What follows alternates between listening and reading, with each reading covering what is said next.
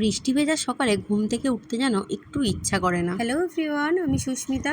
মাই daily life mini ব্লগে সবাইকে অনেক অনেক ওয়েলকাম। বৃষ্টি দেখলেই ভিজতে ইচ্ছে করে, কিন্তু কিছু করার নেই, ঘরের যে অনেক কাজ পড়ে আছে এখনো, তাই মনকে বুঝিয়ে লেগে পড়লাম ঘরের কাজে। প্রথমেই চলে এসেছি বিছানা গুছাতে। আজকে আর বেশি দেরি না করে চলে যাবো সোজা রান্নাঘরে রান্নার দিকে। বৃষ্টি হলেই একটু খিচুড়ি না করলে ঠিক জমে না, কিন্তু আমার চিচিঙ্গাগুলো নষ্ট হয়ে যাচ্ছে বলে আমি সেটাও করে নিলাম। মাঝখানের ক্লিপ কিছু নেওয়া হয়নি, তাই ডাইরেক্ট স্নান করে চলে আসলাম। এবার চলো খাওয়া যাক। আজকের খাবারে ছিল গরম গরম খিচুড়ি, পুঁই শাক, পাঁপড় ভাজা, পটল ভাজা, ডিম ভাজা। চিচিঙ্গা ঠিক ভালো লাগছিল না এর সাথে খেতে, তাই ওটাকে স্কিপ করে গেছি। খিচুড়ি খেতে কে কে ভালোবাসো অবশ্যই কমেন্টে জানিও। দুপুরের খাওয়া দাওয়া কমপ্লিট, এবার যাচ্ছি দোকান খুলতে। নিচে এসে দেখি বরমশাই দোকানের শাটার খুলেই দিয়েছে।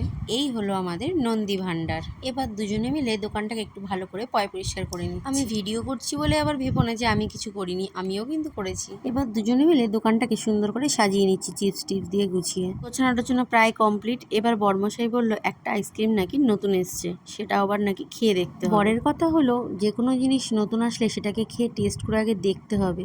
আমরা যদি টেস্ট করে না বুঝি কেমন, তাহলে কাস্টমারকে কি করে বোঝাবো?